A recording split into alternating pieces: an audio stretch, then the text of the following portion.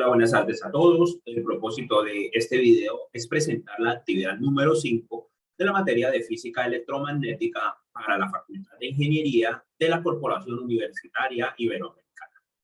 Los integrantes que componen esta actividad son Julia Andrea Pérez, quien desarrolló el material, y Darwin Solano Álvarez, quien aquí presente expondrá dicho material. Iniciemos entonces con esta actividad. La actividad 5 tiene como tema las ecuaciones de Maxwell.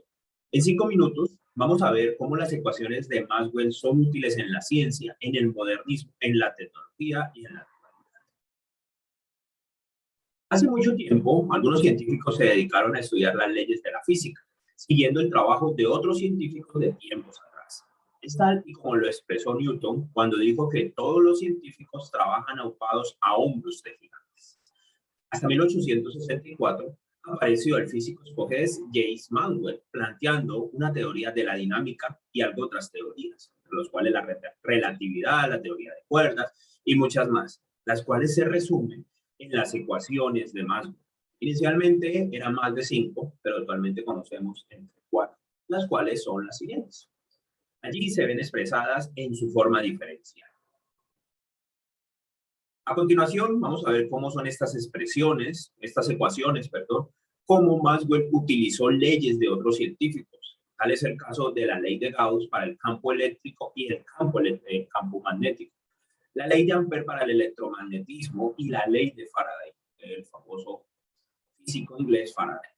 Allí se muestra su forma de la ecuación integral y su forma diferencial, la cual se puede utilizar o expresar de la misma manera para llegar al resultado. Iniciaremos entonces explicando las leyes de Gauss, primera y segunda ecuación de Maxwell. Esta es una de las primeras ecuaciones de Maxwell, la cual es equivalente a la ley de Coulomb en situaciones de estadística. Ella relaciona los campos eléctricos y sus fuentes, las cargas eléctricas. Para el caso del campo magnético, la ley del campo magnético es equivalente a la del campo eléctrico, pero aplicable a los campos magnéticos y que aún conserva la no existencia de los monopolos magnéticos. Allí vemos como tal para el campo eléctrico cómo interactúa esta ecuación. Se dice que la fuente de las líneas de la fuerza son las cargas. En un campo eléctrico, la fuerza que genera estas cargas hacia el campo eléctrico. Maxwell planteó su forma diferencial y su forma integral. Para el caso del campo magnético, las líneas, toda línea de fuerza se cierra sobre sí misma, como se expresa allí en la imagen. Por eso, su divergencia o equivalencia es igual a 0. Sale la fuerza, pero vuelve en sí. Entonces, allí vemos su expresión de manera diferencial e integral. La conclusión es que las leyes de Gauss nos dicen que las fuentes de los campos eléctricos son las cargas eléctricas. En cambio, el campo magnético no posee fuentes. Se cierran las mismas de las fuerzas sobre sí mismas. Vamos a ver acerca de la ley de Ampère, tercera ecuación de Maxwell. La ley de Ampère describe la relación entre el campo magnético y la corriente eléctrica que se origina. Ella establece que un campo magnético es siempre producido por una corriente eléctrica y por un campo eléctrico variable. Entre la ley de Ampère existe una conexión entre la electricidad y el magnetismo, una corriente eléctrica que genera un campo rotacional. Tal y como lo vemos allí en la imagen, cómo se genera este campo rotacional por la electricidad que pasa por ahí.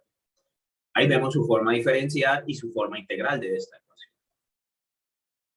Bien, entonces avanzamos a la cuarta ley, que es la ley de Faraday, cuarta ecuación de Maxwell. La ley de Faraday nos habla sobre la inducción electromagnética, la que origina una fuerza automotriz en un campo magnético.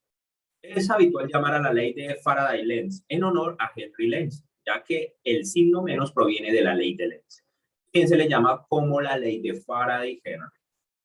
En la ley de Faraday, la variación de corriente genera un campo magnético. Un campo magnético variable genera una corriente en una espiral. Ahí, como lo podemos notar en la imagen, aquí se ve la actuación de esta ley. Entonces, Maxwell aplicó la ecuación de su forma diferencial y cómo en su forma integral puede resolverse esta ecuación. En conclusión, las leyes de Ampère y la ley de Faraday conectan los campos eléctrico y magnético. Muy bien, continuamos. Por último, cuando Maxwell terminó su trabajo, se sorprendió al solucionar las ecuaciones de las leyes dinámicas. Se encontró con la ecuación de la onda, la cual describe la propagación de una perturbación en el espacio. En otras palabras, onda longitudinal. Allí encontró una similitud en la resolución de las ecuaciones dinámicas y pudo detectar o identificar esta ecuación de la onda. En conclusión, Maxwell llegó a la conclusión de que la luz es una onda, la cual está descrita entre sus leyes. No siendo más, muchas gracias por su tiempo.